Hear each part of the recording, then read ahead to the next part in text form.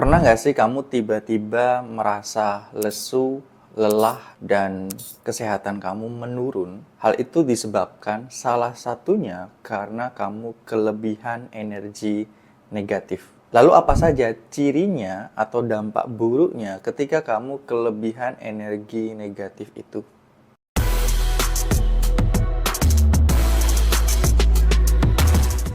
Energi negatif dapat menyebabkan kelelahan dan kelesuan secara berlebih dan susah atau sulit untuk diatasi.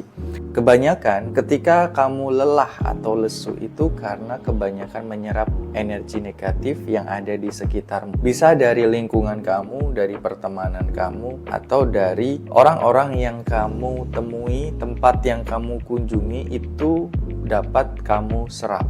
Karena pada dasarnya orang yang kelebihan energi negatif itu sama seperti orang yang makan tapi nggak bisa buang air besar. Sehingga negativitas di tubuhnya menumpuk dan itu membuat fisik dan mentalnya jadi kelelahan. Yang kedua, stres dan kecemasan. Stres dan kecemasan itu membuat seseorang jadi susah untuk santai dan merasa sulit sekali untuk bisa damai dalam batin dan pikirannya. Jadi banyak sekali hal-hal yang dipikirkan, banyak sekali hal-hal yang dia rasakan, jadi campur-campur. Ketika kamu merasakan seperti itu dan banyak pikiran seperti itu justru membuat dirimu jadi tidak bisa mengambil keputusan secara clear, dan kamu juga ketika merespon sesuatu juga kurang bagus. Biasanya karena direcoki oleh pikiran, direcoki oleh perasaan-perasaan yang belum selesai. Itulah pentingnya untuk kamu mendamaikan pikiranmu dan perasaanmu,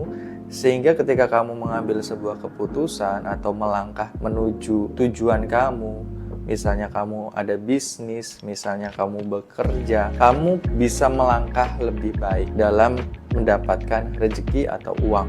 Ketika masih banyak pikiran, kamu akan terhambat di situ. Kenapa? Karena pikiran itu memang tugasnya adalah ngerecokin kita. Ketika kita mau melangkah, direcoki oleh pikiran. Belum lagi berupa hambatan secara emosi atau yang disebut sebagai mental block. Hambatan secara emosi ini biasanya akan memunculkan banyak memori-memori tentang kegagalan yang dulu pernah kita lakukan atau yang pernah kita lihat. Itulah pentingnya untuk kita bereskan atau selesaikan, sehingga ketika kita melangkah maju jauh lebih ringan dan halangan-halangan dari dalam diri sendiri itu jadi semakin berkurang. Karena semua yang kita mau capai, penghambatnya cuma satu, yaitu diri sendiri. Hal yang ada di dalam diri, faktor internal dulu. Faktor internal sudah beres, nanti faktor eksternal atau hal yang di luar itu juga akan membaik dengan sendirinya. Kemudian yang ketiga, mood kita menjadi buruk atau kacau.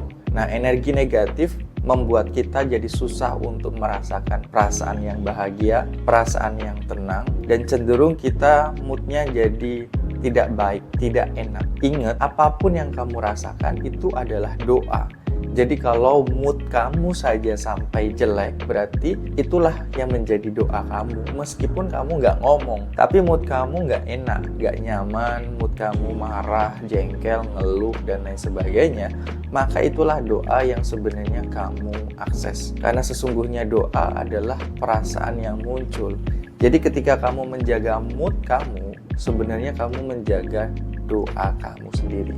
Kemudian yang keempat adalah gangguan tidur. Orang yang kebanyakan energi negatif biasanya mengalami insomnia. Akhirnya jadi susah tidur, dan ketika tidur bangun-bangun itu dengan perasaan yang tidak enak. Bukannya seger tapi malah pegel-pegel, malah capek semua di badan. Nah, hal tersebut terjadi karena diri kita itu kebanyakan energi negatif. Untuk mengatasinya, kamu bisa melakukan banyak caranya. Mungkin kamu bisa mengatur napas. Kamu juga bisa melakukan earthing atau berjalan kaki di tanah. Dan kamu juga bisa melakukan berendam dengan salt magic. Sehingga ketika kamu sudah bisa merilis energi negatif itu, kamu jadi lebih mudah untuk tidur. Karena banyak sekali teman-teman yang sudah mempraktekkan, sudah melakukan sendiri, melihat sendiri hasilnya ketika menggunakan Salt Magic, itu dampak bagi kualitas tidurnya meningkat. Dikonsumsi sedikit atau digunakan untuk berendam kaki sedikit, itu sudah membuat dia jadi tidur pulas. Kalau kamu pengen pesan, kamu bisa klik link yang ada di deskripsi, nanti aku sertakan di situ. Kemudian yang kelima adalah penurunan produktivitas kamu. Penurunan produktivitas di sini adalah kamu jadi kurang konsentrasi atau tidak bisa fokus. Bagaimana mau fokus karena pikiran kamu kemana-mana, perasaan kamu kacau. Yang harusnya itu mudah jadi susah, dan yang harusnya cepat jadi lama. Hal tersebut terjadi karena kamu memang kebanyakan energi negatif yang diserap. Itulah pentingnya untuk bisa menjaga energi diri kamu sendiri. Kemudian yang keenam, berpengaruh pada kesehatan kamu. Jadi ketika orang kebanyakan energi negatif, itu biasanya secara kesehatan jadi menurun.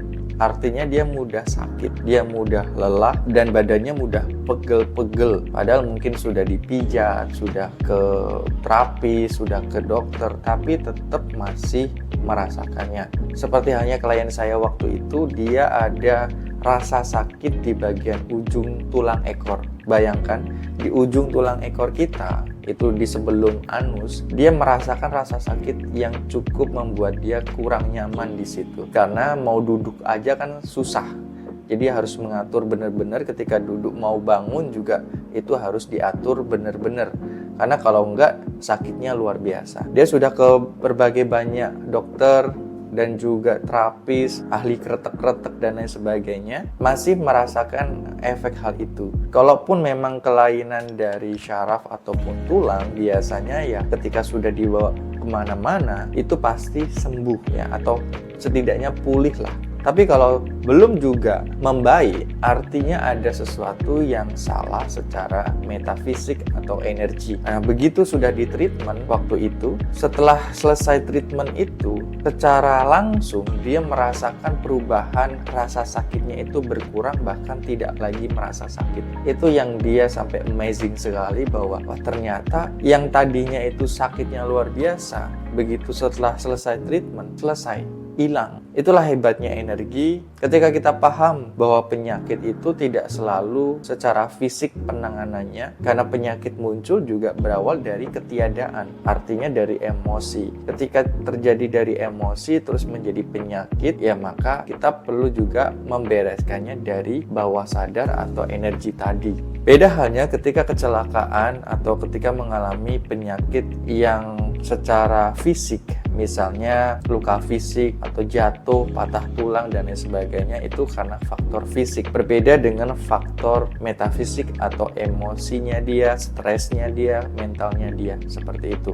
Kemudian yang ketujuh, ketika seseorang kebanyakan energi negatif, dia jadi seret secara rezeki. Rezeki di sini banyak ya, tidak hanya melulu soal uang. Bisa juga ke kamu pengen punya anak jadi terhalang, atau kamu pengen punya rumah, punya perusahaan tertentu, atau bangun sebuah company tertentu ya, itu jadi susah atau sulit pada saat itu. Dan yang jelas juga pada faktor finansial, itu biasanya juga terhambat atau susah sekali mencapai pencapaian tertentu. Belum lagi faktor misalnya kamu belum punya pasangan, susah sekali untuk bisa punya pasangan di situ. Ketika kamu sudah dibereskan atau kamu sudah membereskan sendiri energi negatif yang ada di dalam dirimu, kamu mengikisnya secara perlahan, ibaratkan bawang, itu dikupas satu per satu. Jadi tidak serta-merta begitu udah dibersihkan, hilang begitu saja, enggak. Belum lagi kan kita ketemu sama orang lain lagi juga kan akhirnya menyerap, seperti itu. Ditambah energi negatif yang masih menumpuk, itu akhirnya kan jadi numpuk-numpuk terus atau double. Maka penting sekali untuk kita membersihkan terus-menerus dan meningkatkan energi diri kita terus-menerus. Apa manfaatnya ketika energi kita itu semakin meningkat, semakin bersih? Nah, nanti aku bahas di video selanjutnya. Jadi mungkin itu saja yang bisa aku sampaikan. 7 dampak buruk kelebihan energi negatif. Jika kamu ada pertanyaan atau ada yang ingin kamu bahas dari konten ini, kamu bisa tulis saja di komentar. See you the next video.